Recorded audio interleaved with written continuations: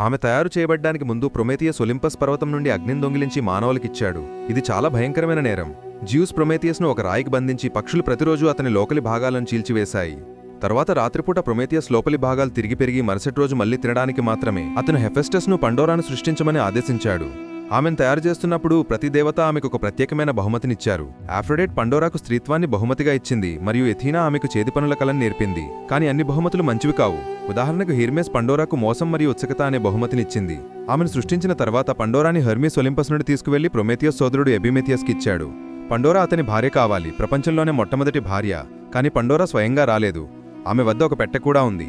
ఆ పెట్టెలో చాలా ప్రత్యేకమైన బహుమతులున్నాయని దేవతలు పండోరాకు చెప్పారు. అయితే ఆమెను పెట్టె తెరవడానికి అనుమతించలేదు.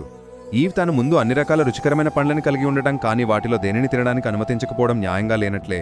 అది న్యాయంగా అనిపించలేదు. చివరికి పండోరా ఉత్సుకత ఆమెను అధిగమించింది మరియు ఆమె పెట్టెను తెరిచింది. ఆమె పెట్టెను తెరిచినప్పుడు అది కష్టాలు, అనారోగ్యం, మరణం మరియు అన్ని రకాల భయంకరమైన విషయాలను ప్రపంచంలోకి తెచ్చింది.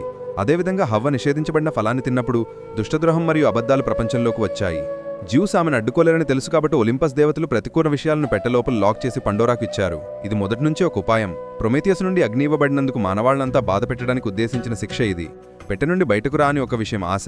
పెట్టె నుండి ఎగురుతున్న దుష్టశక్తులను చూసి పండోరా ఎంతగా భయపడిందో ఆమె దానిని గట్టిగా మూసివేసి లోపల ఆశను మూసివేసింది. ఇది కూడా జ్యూస్ రూపకల్పనలో భాగం.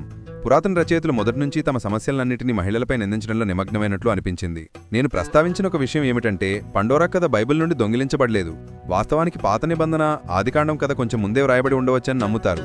పండోరా కవిను హెసియోడ్ 700 సంవత్సరాల బీసీలో రాశాడు.